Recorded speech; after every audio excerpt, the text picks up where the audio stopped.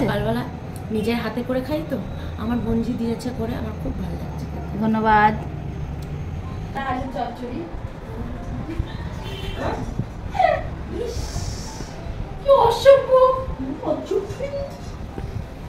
আমাকে একটুখানি সিঁদুর পরিয়ে দাও, আমাকে একটুখানি টিপ পরিয়ে দাও। দেখো এ নাকি পুরুষ, পুরুষ সিঁদুর পরেছে, বিবাহিত পুরুষ। দেখো তার মধ্যে ব্ল্যাক বালি ম্যাডাম একটু হাই করো দে, মুখটার মধ্যে কেমন একটা বুড়ি ভাব না?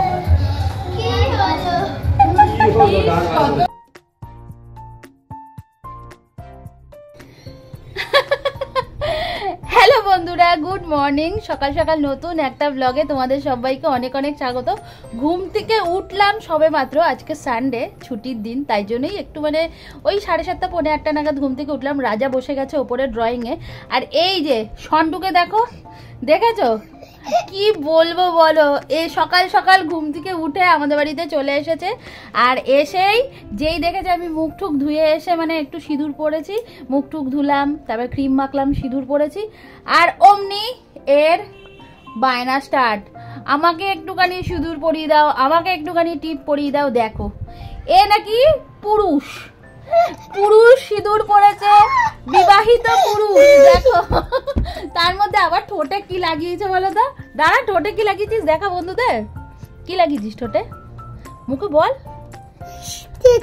লিপস্টিক, লিপস্টিকটা লাগিয়েছে। আর কপালে আর ইয়েতে কি পরেছিস, কপালে কি পরেছিস? সিঁদুরের টিপ, সিঁদুরের টিপ, বুঝলা? তাহলে দেখো ওকে দেখতে কেমন লাগছে। চলো এই নিয়েই আজকে ব্লগটা শুরু করলাম, তোমরা পাশে থাকো আর ব্লগটা এনজয় করতে থাকো। আজকে রবিবারে সারাদিনে কি কি করি না করি তোমাদের সাথে পুরোটাই শেয়ার করব।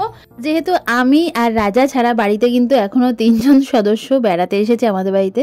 তোমরা তো দেখেইছো আগের ভিডিওতে যে আমরা বালাজি শাড়ি সেন্টারে গেছিলাম, তো সেখান থেকেই মাসি কিন্তু চলে এসেছিল, আর ভাই মেসোও চলে এসেছিল আমাদের বাড়িতে। তাই সকাল সকাল সবার জন্য চা কফি মিক্সড করে চা কফি বানাচ্ছি, আর এদিকে সাদা আলুর চচ্চড়ি বানাবো বলে বসিয়ে দিয়েছি। আর এদিকে মাসি দেখো না চা নিয়ে বসে পড়েছে, ভাই ওদিকে চা নিয়ে বসে পড়েছে।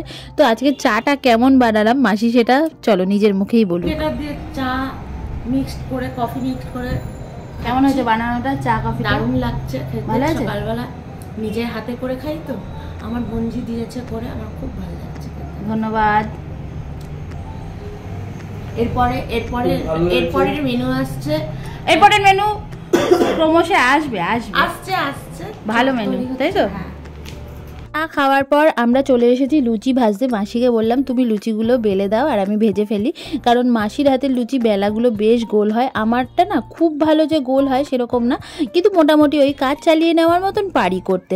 তো এদিকে লুচি ভাজা হচ্ছে, আর সাথে কিন্তু তরকারিটা রান্না করা হয়ে গেছে।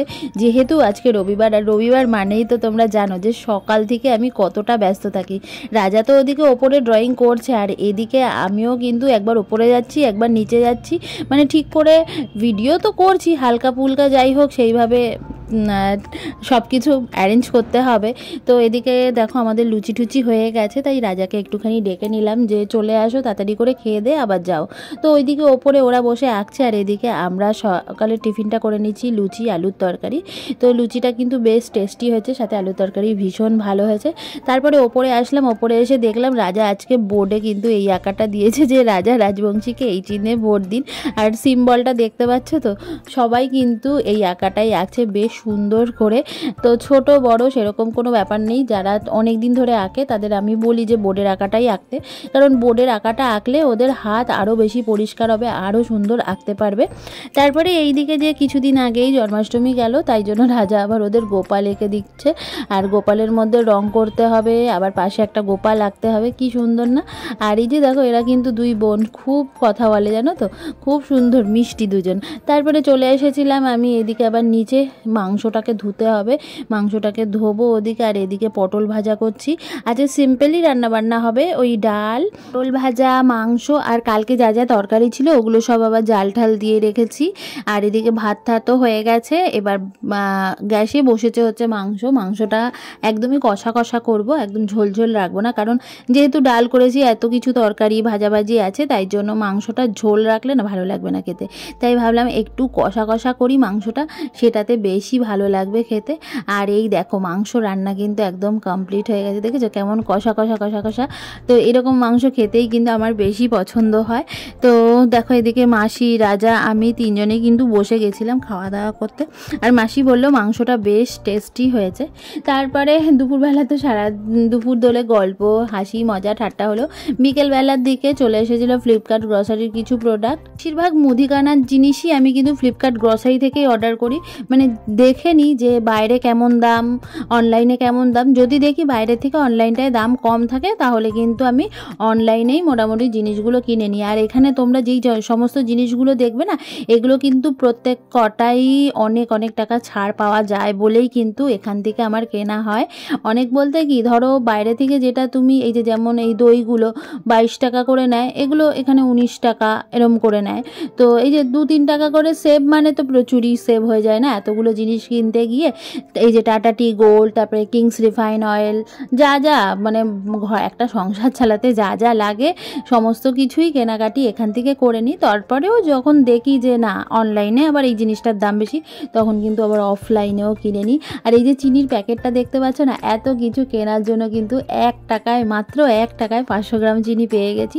তাই জন্য আমার এখন আর মানে চিনি সেরকম খাওয়া হয় না, তো তাই জন্য আর মানে আলাদা করে চিনি 1 কেজি 2 কেজি কিনতে হয় না, ওই 500, তারপরে বা দরকার লাগলে আবার এই সামনের দোকান থেকে নিয়ে নিই। এইভাবেই কিন্তু মোটামুটি চিনির কাজটা চলে যায়। তারপরে এই যে বিস্কিট, তারপরে একটা মাজা কিনেছি, আরও অনেক জিনিস যা যা সংসারে লাগে সেই সমস্ত জিনিসপত্র কিনেছি। কেনাকাটি করার পর তারপরে শুয়ে শুয়ে অনেকক্ষণ ধরে মাসিদের সাথে গল্প টল্প করলাম। সন্ধ্যাবেলায় আবার মাসিরা আজকে বেরিয়ে যাবে, তো আমরাও আবার একটু বেরাবো, কিছু কেনাকাটি করার আছে। তো মাসের প্রথম দিক মানে বুঝতেই পারছো, তো কেনাকাটি করারই দরকার আছে। তারপরে বেরিয়েছি, উড়ে বাবা কি প্রচণ্ড ভিড়। রবিবার মানেই তো জানো সবাই ছুটি থাকে, ছুটির দিনে সবাই এদিক ওদিক একটু যায়, দরকার থাকে। তো আমরা তিনজনও কিন্তু বেরিয়ে গেছি। বেরিয়ে এসে গাড়িতে বসেই আছি, রেলগেট আর খুলছেই না। তারপরে রেলগেট খুলে আমাদের যা যা কাজ করার করে আসলাম। তারপরে চলে এসেছিলাম আমার বাপের বাড়িতে। আর বাপের বাড়িতে এসে দেখলাম যে অনেক কাজ কিন্তু এখনও বাকি, মানে মিস্ত্রি তো রোজই কাজ করছে, তারপরেও কিন্তু কাজ অনেক বাকি। আর সমস্ত দিক একদম মানে ধুলো ধুলো ধুলো হয়ে গেছে। আর এইগুলো সবই এই পালিশ করার ধুলো। তো যাই হোক, ভিডিওটা এখানেই শেষ করি। কেমন লাগলো ভিডিও জানিও। ভিডিও ভালো লাগলে অবশ্যই লাইক, কমেন্ট আর ফলো করে যেতে ভুলো না। যারা নতুন দেখছো তাদেরকে বলবো আমাকে ফলো করো ভালো ভালো ভিডিও দেখার জন্য। তো টাটা, বাই বাই, দেখা হবে আবার একটা নতুন ভিডিওতে। আজকের মতন কিন্তু এখানেই ভিডিও শেষ করলাম। তোমরা পাশে থেকো, সাথে থেকো আর আমাকে ভালোবাসা দিতে থেকো। টাটা।